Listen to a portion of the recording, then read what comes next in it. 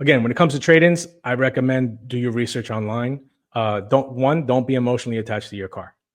Okay, if you are emotionally attached to your car, keep it or give it to somebody in the family who can use it and benefit from it, especially if there's not a lot of value in it. But if it is something you want to trade in, do your research first. Go on CarMax, Carvana, these websites, and they'll actually, if you punch in your license plate, your VIN number, your mileage, and be honest about the condition of the vehicle. Right? Don't put on there that your vehicle is, excellent condition when it's, had some accidents, or you smoke cigarettes in the car, or your dog has ripped up the back seat. I've seen crazy things, and people are like, oh no, that's nothing. Okay, yeah, it is. Your dog ripped up the back seat of the car. So be honest on these things, and that's going to give you an idea as far as what the value of your car is. Don't go by what they're selling for, because a lot of customers will do that. They're like, well, I see that they're selling for X amount of dollars at other dealerships. That is totally irrelevant to you. Okay, because one, you don't know what the dealership had to pay for that car. Meaning, if they bought the car and it's been sitting on their lot, maybe they bought it when the values were higher and now the values have come down. So even though the customer may be asking for a certain amount for a car, that doesn't mean they're going to get that value for the car, right? The customer is going to come in and want to negotiate it. And maybe after, the couple of months of that car sitting in the lot, they may take a loss in that vehicle. Believe it or not, dealerships do take losses. For some reason, people don't want to believe that a dealership is ever going to take a loss. It does happen.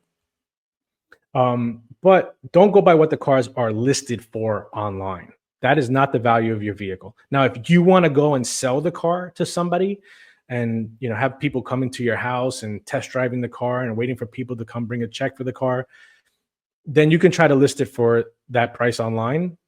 But truth be told, if a customer is going to be spending that amount of money for a vehicle, they're probably more likely to go to a dealership where the dealership can offer them financing, warranties, and things of that nature. So again, don't be emotionally attached to your car. Do the research online. When you go to the dealership, remember that very important question.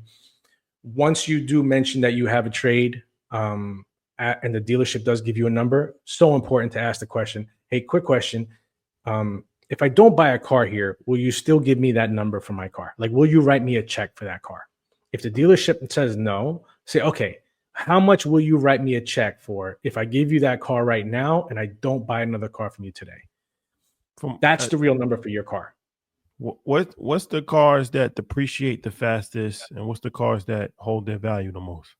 So cars that depreciate very quickly, cars with accidents, Carfax, things of that nature. That's the first one, right? Now, there's different brands that don't hold value, or and cars that do hold value, right? Believe it or not, Toyotas, Hondas, those hold incredible value. Even now, we're seeing it where the value of those vehicles, don't just think it's just Mercedes-Benz. Some of the Mercedes-Benz vehicles drop in value very quickly. But typically those, again, this is something you can do research on. Lexus vehicles hold great value. Mercedes-Benz does, BMWs do. Again, you want to do the research and kind of check into what the vehicles are selling for compared to what. And this is very easy to access this information. You can Google highest value vehicles or vehicles that hold their value. So it's a tricky situation. Porsche holds incredible value. Like, I recommend some of my big clients to, that are looking for cars. If you're looking for something that's going to hold value and you're going to keep it for a while, some Porsches you can actually, buy them and then they'll actually increase in value. So, but yeah, that's what you want to do. You want to do the research, look online, see what cars like Nissans are dropping in value. Some other cars, the Volkswagens typically hold good value. But yeah, again, we want to do the research and check online. Because I've always wondered this, right? Like, we don't want to get lowballed if we're doing a trade-in. But what happens what does the dealership do, right? Like, let's just hypothetically, I have a 2016 BMW. I'm trading it in because I'm getting a new car. They're not going to put that on their lot. It's kind of outdated for their certified pre-owned situation. So where does that model go? Where does my car go? So great question. So a lot of these dealerships will work with wholesalers who will buy the cars from them. Okay, so that's where those cars will end up. Or they, maybe they have a dealership in their group that sells used cars.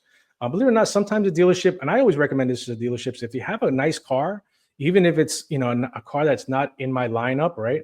I'd say, hey, listen, hold on to it, put it on the lot. If it's a clean car, it's a nice car. You may have a client who may be looking for a second vehicle or a vehicle for their kids, so they may hold on to it. But normally it goes to wholesalers who are willing to write the check for the car. Here's another sneaky one, and this is kind of like the exit row, right? Like I know Shadi talks about when we couldn't get first class, you sit in the exit row because you got some leg room. Talk about the people who actually buy the test drive cars because they have been used. It's relatively new and in great condition. Is that a strategy that you can use going into a dealership? I'm going to tell you something. So those are called demos, right? I bought demos. My cars, whenever I leased a car from me or my wife, I took demos because those cars are a lot of times they're written down, meaning every month when they put a car into, let's say, demo status or loaner service or one of the managers is driving the car, normally those cars are written down.